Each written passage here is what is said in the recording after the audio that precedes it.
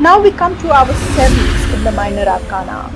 They relate to the chariot. The sevens and the chariots are about finding and maintaining control and mastery over the opposing forces.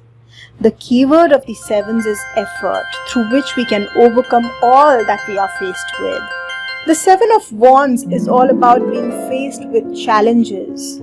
It's about being aggressive and even being defiant in the face of opposition. It is a card of having courage and achieving success ultimately. The Seven of Cups is the card of illusions. If positive, it could be the card of imagination. This card also shows illusionary success. This could be about wishful thinking and dreaming.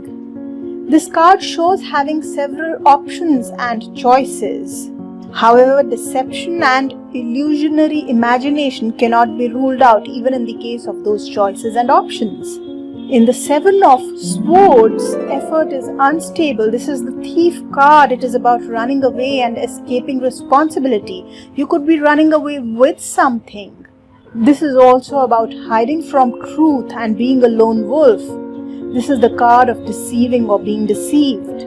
The Seven of Pentacles is about unfulfilled success. It could also be a card which suggests waiting for success. Here we have planted our seeds and we are waiting for them to grow into something bigger. This card definitely shows persevering and sustained effort, and again it promises eventual success.